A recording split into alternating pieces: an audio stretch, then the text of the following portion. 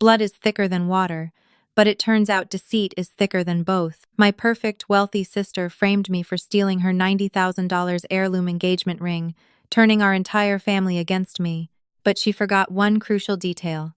I was already holding the envelope that would permanently destroy her life. If you looked at my older sister, Beatrice, you would think she was pulled straight from the pages of a high society magazine. She had the perfect blowout, the pristine Scarsdale mansion, a 3-year-old son named Noah who looked like a cherub, and a husband, Alex Pendleton, whose family practically owned half the real estate in upstate New York.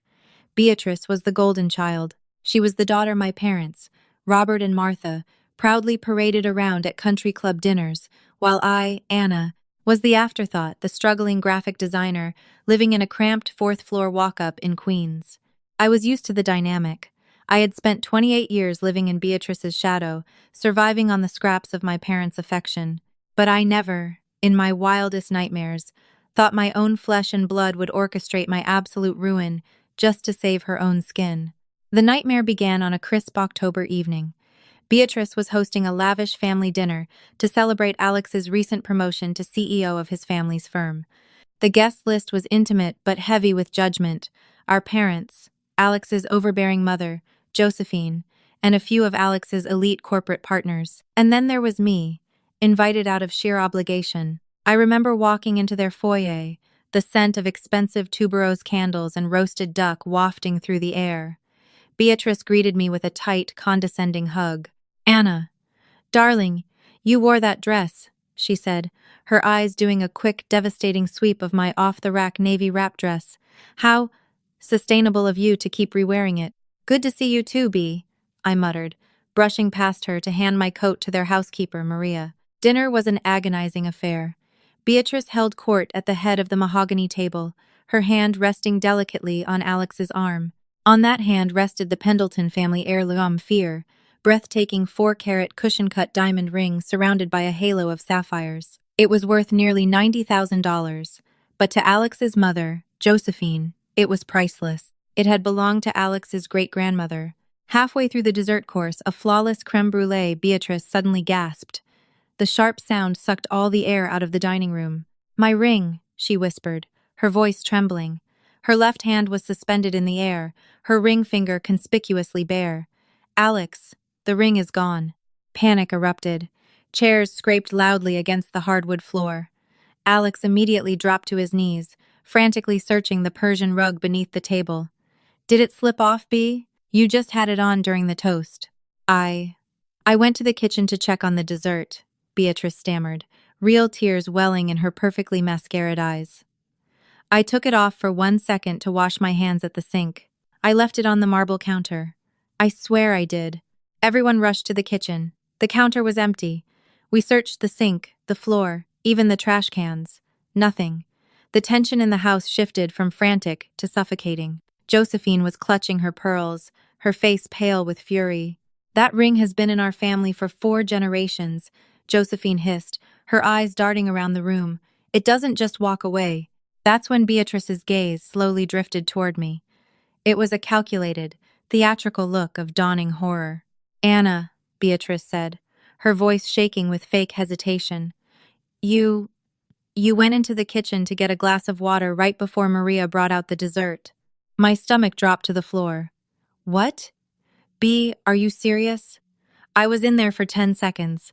I didn't see your ring." "I don't want to accuse anyone," Beatrice cried, burying her face in Alex's chest. "But there are strangers in the house. And Anna, you've been complaining all night about your credit card debt." "I mentioned my rent went up. I didn't say I was going to rob you," I yelled, stepping back as my own parents shot me looks of disgust. "If you have nothing to hide, Anna," my father, Robert, said coldly, "you won't mind emptying your purse." I was indignant. My blood was boiling.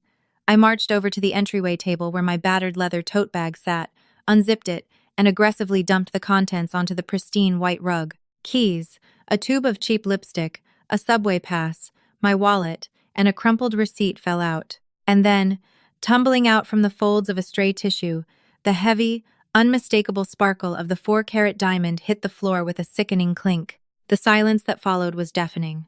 I stared at the ring, my mind completely short-circuiting. No, no, someone put that in there. I didn't take it. B. I swear to God. Beatrice let out a tragic, wailing sob. How could you, Anna? After everything Alex and I have done for you, you would steal from my family? Martha, get her out of my house, Josephine snarled, stepping protectively in front of Alex. I looked at my mother, pleading for her to see the truth, to see that I was being set up. But Martha just shook her head, tears of humiliation in her eyes. You are no daughter of mine. Leave, Anna. Now. Alex didn't yell. He just looked at me with a profound, quiet disappointment that hurt worse than anger. He picked the ring up off the rug and turned his back on me. I was shoved out into the freezing October rain, the heavy oak door slamming in my face. I stood on their porch for 20 minutes, shivering, sobbing, and utterly destroyed. In the span of an hour, I had lost my sister, my parents, and my dignity. But as I rode the train back to Queens, staring blindly out the window at the passing city lights, the shock began to recede, leaving behind a cold, hard clarity. Beatrice hadn't framed me out of spite. She framed me out of survival. She knew what I was hiding in my apartment. She had made the first move to completely discredit me so that when the bomb dropped, no one would believe a word the thieving sister had to say. To understand why Beatrice ruined my life over a piece of jewelry, you have to go back exactly 3 weeks before the dinner party. I had been staying at Beatrice and Alex's summer house in the Hamptons for the weekend. Alex was stuck in the city closing a merger, so it was just me, Beatrice, and 3-year-old Noah, or so I thought. On Saturday afternoon, Beatrice told me she was taking Noah to a private Mommy and Me music class and would be gone for hours. I was lounging by the pool when I realized I had left my phone charger in Beatrice's home office. I walked into the house, barefoot and silent. As I approached the office door, I heard Beatrice's voice. She wasn't at a music class, she was inside, and she was crying hysterically. You can't do this, Daniel. I am begging you, she sobbed. Alex gives him everything. He goes to the best preschool, he has a trust fund. What can you give him? A cramped apartment in Hoboken? I froze in the hallway, pressing my back against the wall. He is my flesh and blood, a man's voice fired back through the speakerphone. I recognized the voice immediately. Daniel Prescott. He was a high-end personal trainer Beatrice used to work out with 4 years ago, right around the time she and Alex had briefly separated before magically reconciling with a pregnancy announcement. Alex is on the birth certificate, Beatrice hissed. If you try to demand a paternity test, I will bury you in legal fees, Daniel. You will never see Noah. Just take the money I wired you and stay away. She hung up. I barely managed to slip into the guest bathroom before she stormed out of the office. My head was spinning. Noah wasn't Alex's son. The timeline made terrifying sense. Beatrice's sudden reconciliation with Alex, the premature birth that everyone said was a miracle, the way Noah looked nothing like Alex's side of the family. Noah had striking hazel eyes and dimples, just like Daniel Prescott. For 2 weeks, the secret ate me alive. Alex was a good man. He had paid off my student loans when I graduated. He doted on Noah, worshipping the ground the little boy walked on. He didn't deserve to live a lie. But I also knew my sister. If I went to Alex with just an overheard phone call, Beatrice would spin it. She would call me jealous, crazy, or delusional. I needed absolute, undeniable proof. So, I played dirty. The week after the Hamptons trip, I offered to babysit Noah while Beatrice was at a spa day. While I was at their house, I carefully collected a swab from the inside of Noah's cheek while we were playing dentist. I sealed it in a sterile vial I had ordered online. Next, I needed Alex's DNA. That was harder, but luck favored me. Alex came home early from work and poured himself a scotch. When he went upstairs to shower, I swabbed the rim of his crystal glass, packed it in a second vial, and mailed both samples to a private, accredited DNA testing facility in Colorado under a pseudonym. I paid for expedited processing. The results were due the week of the dinner party, but I had made a fatal error. In my anxiety, I had been careless. A few days before the dinner party, Beatrice had stopped by my apartment in Queens, unannounced to drop off some old clothes she was donating. While I was making tea in the kitchen, she had snooped. She found the confirmation email from the DNA lab printed out on my desk, alongside a sticky note where I had written, Noah, Alex, Daniel P. She never said a word to me. She just drank her tea, smiled her perfect venomous smile, and left. I didn't realize she had seen it until the night I was standing in her kitchen, being accused of stealing her ring. She had set me up perfectly. By planting the ring in my bag, she destroyed my credibility. Who would believe a disgraced, thieving sister trying to break up a happy marriage out of spite? Even if I showed Alex the results, Beatrice would claim I faked them to get revenge for being kicked out of the family. It was a brilliant, evil, preemptive strike. The days following the dinner party were a living hell. My father officially cut me off, sending a brutal email stating I was no longer welcome at Thanksgiving or Christmas. My mother blocked my number. Beatrice went a step further. She actually filed a police report for attempted grand larceny. She later dropped the charges out of the goodness of her heart, but made sure the local country club gossip mill knew every dirty detail. I even lost 2 freelance design clients because word got around that I was untrustworthy. I spent 4 days crying on my cheap sofa, eating stale cereal, and ignoring the world. Reputation had won. She had protected her empire of lies. Then, on a rainy Tuesday morning, there was a knock at my door. The mail carrier handed me a thick, priority-tracked envelope from Colorado. My hands shook violently as I tore the cardboard tab. I pulled out the crisp, official, laboratory document. My eyes scanned past the medical jargon, the allele charts, and the genetic markers, dropping straight to the bold text at the bottom of the page. Probability of paternity, 0%. Conclusion. The alleged father, Alex Pendleton, is excluded as the biological father of the child, Noah Pendleton. A slow, dark smile crept across my face, breaking through the dried tears on my cheeks. Beatrice thought she had outsmarted me.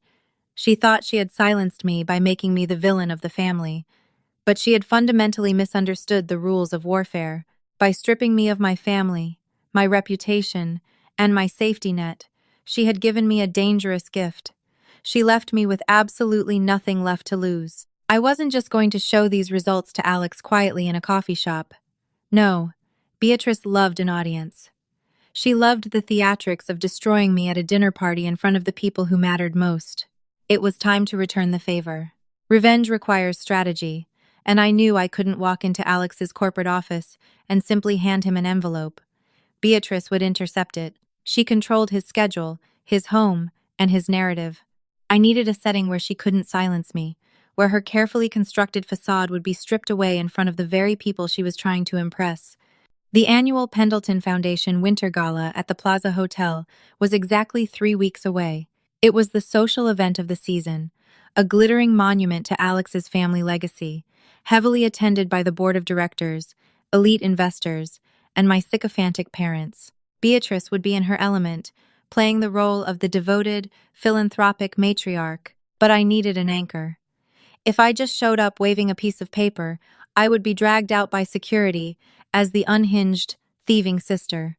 I needed living, breathing proof. I needed the man who had the most to gain and the most to lose. I took the PATH train to New Jersey and tracked down Daniel Prescott at a grungy mixed martial arts gym in Hoboken. He was hitting a heavy bag, sweating through a gray t-shirt, looking every bit the rugged foil to Alex's polished perfection.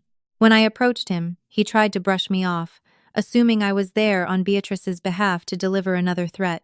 "I have nothing to say to your sister," Daniel growled, aggressively unraveling the hand wraps from his knuckles. "Tell her the wire transfer went through. She bought her piece." "I'm not here for Beatrice," I said, my voice steady over the thumping gym music. I reached into my bag and pulled out a copy of the lab results. I slammed the paper down on the metal reception desk. "I'm here for you. And for Noah." Daniel's eyes scanned the document. I watched the color drain from his face as his gaze hit the bold 0% excluding Alex. He traced his fingers over the words, his breathing shallow. For all his tough exterior, his voice cracked when he spoke. "She told me Alex was suspicious. She said if I pushed for custody, Alex's lawyers would bury me so deep I'd never see daylight, and that Noah would end up in the foster system during the battle," Daniel muttered, gripping the paper so hard his knuckles turned white. "She paid me off to save him." "She lied to you, Daniel," I said softly. "Alex loves Noah. He has no idea you exist. Beatrice is playing you both to keep her trust fund and her mansion. But she crossed a line. She framed me for a felony to discredit me because she knew I was close to the truth. Now, I'm taking her down, and if you want to be a father to your son, you are going to help me." Daniel looked up from the paper, a dark, dangerous fire igniting in his eyes. He didn't just agree to help me, he became the linchpin of my plan. Getting into the plaza on the night of the gala was easier than expected.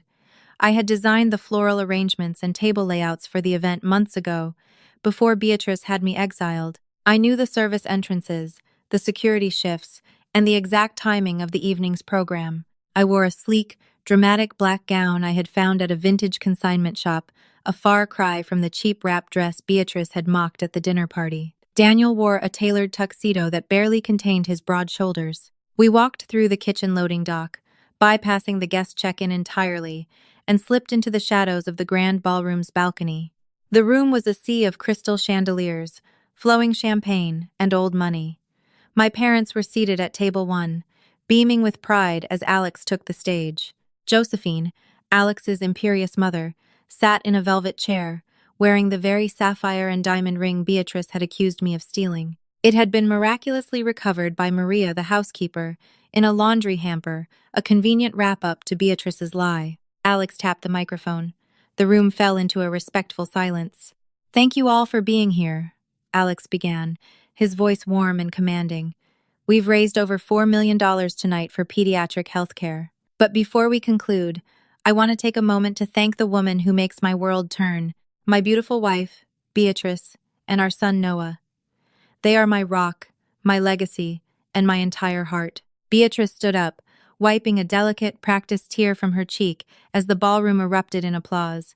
She waved gracefully, her smile a picture of absolute, untouchable perfection. "That's our cue," I whispered to Daniel. We descended the grand marble staircase, just as the applause began to fade. The heavy doors to the main floor were propped open. I stepped into the light, Daniel right beside me, our footsteps echoing against the sudden, dropping silence of the room. My mother, Martha, saw me first. She gasped, grabbing my father's arm. "Robert, what is she doing here?" Beatrice turned. Her practiced smile froze, hardening into a mask of pure panic. She immediately leaned over to Alex's head of security, frantically whispering and pointing at me. 2 men in earpieces started moving toward us. "Alex!" I projected my voice, carrying it across the ballroom. "I'm sorry to interrupt, but since we are celebrating family legacies tonight, I thought it was only right to bring a special guest." "Anna," Alex said into the microphone, his tone shifting from warm to dangerously cold. "You are not welcome here. Escort her out." "Wait!" Daniel's voice boomed, rich and commanding. He stepped ahead of me, directly into the light of the center chandelier. Alex's brow furrowed. He looked at Daniel, trying to place the face, but Beatrice's reaction was what gave her away. She stumbled backward, her heel catching on the hem of her gown, crashing into her chair. She looked like she had just seen a ghost. "Daniel," she choked out, her voice entirely stripped of its aristocratic polish. "Alex Pendleton," Daniel said, ignoring the security guards who were now hesitating, confused by the unfolding drama. Daniel reached inside his tuxedo jacket and pulled out the thick, priority-tracked envelope. He walked right up to the edge of the stage and slammed it down onto the podium. "I believe you and I share an interest in a little boy named Noah."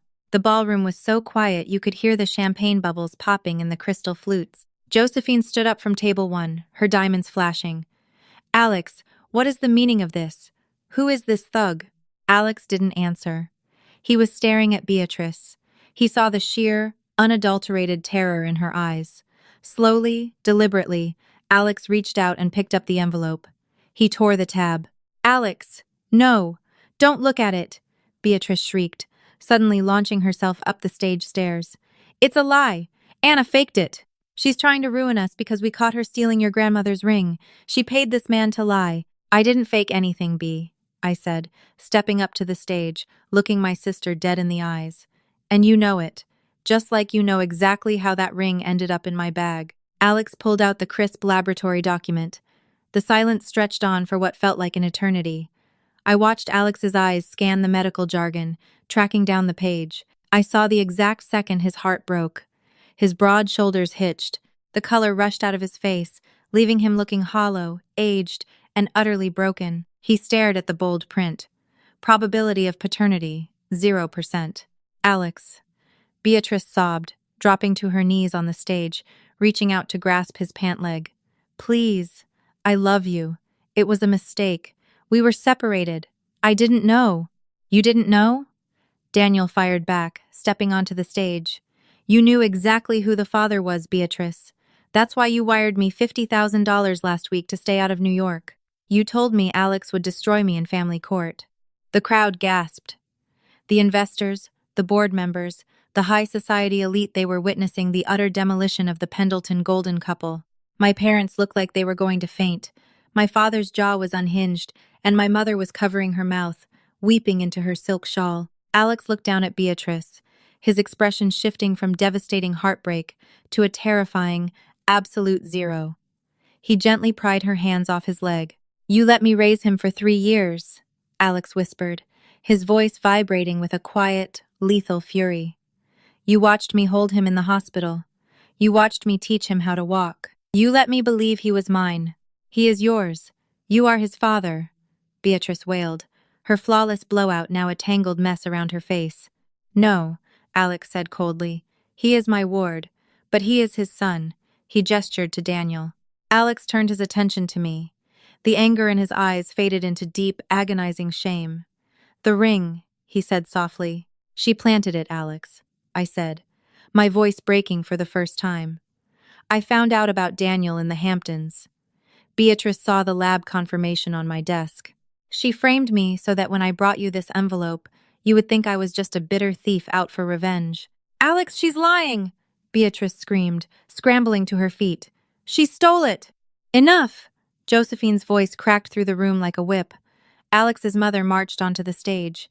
She didn't look at me, and she didn't look at her son. She walked straight up to Beatrice and slapped her across the face. The sharp crack echoed off the vaulted ceilings. You parasitic fraud, Josephine hissed. You will pack your bags tonight. You will not take a single cent of Pendleton money. And if you ever speak to my son again, I will ensure you spend the rest of your pathetic life in a federal penitentiary for extortion. Alex didn't stop his mother. He just walked to the microphone. This gala is concluded, he announced to the stunned crowd. Drive safely. Alex walked off the stage, brushing past Beatrice without a second glance. As he passed me, he stopped. He looked at the tears welling in my eyes. I am so sorry, Anna, he murmured. I should have known. Then, he disappeared into the lobby. The fallout over the next month was swift and utterly brutal. Alex's lawyers executed a merciless divorce. Because Beatrice had committed infidelity and subsequently extorted Daniel using marital funds, the ironclad prenuptial agreement was voided in Alex's favor. She got nothing. No alimony, no Scarsdale mansion, no trust fund. Daniel filed for emergency full custody of Noah. In a heartbreaking twist, Alex actually paid for Daniel's legal representation, ensuring Beatrice couldn't manipulate the family courts. Alex still sees Noah every weekend, not as his biological father, but as a devoted uncle figure who refused to abandon the boy he had loved from birth. As for my parents, they showed up at my walk-up apartment in Queens 3 days after the gala, bearing expensive flowers and tearful apologies. Robert told me they had been blinded by Beatrice and begged me to come to Sunday dinner. I looked at the people who had thrown me out into the rain over a lie, who had instantly believed the absolute worst of me without a shred of hesitation. You only want me now because your golden child turned out to be a monster, I told them, blocking the doorway. You don't have 2 daughters anymore. You have none. I closed the door in their faces and finally locked the deadbolt on my past. Beatrice is currently living in a studio apartment in New Jersey, working as a receptionist at a mid-level dental clinic. She has supervised visits with Noah twice a month. Her country club friends blocked her number, and her reputation in New York is permanently radioactive. I, on the other hand, am thriving. The loss of my toxic family was the catalyst I needed. I started my own boutique design firm, unburdened by the constant shadow of my sister's manufactured perfection. I lost a sister, but I gained my freedom, my dignity, and the ultimate satisfaction of knowing that the truth, no matter how deeply it is buried, always finds its way into the light. If my story taught you anything, it's that the truth always leaves a paper trail, even if it's a DNA test hidden in a queen's apartment. Family loyalty shouldn't mean staying silent while someone destroys your life. If you enjoyed this crazy real-life drama, hit that like button, share this video with your friends, and subscribe to the channel for more unbelievable true stories. Have you ever had a toxic family member? Sound off in the comments below.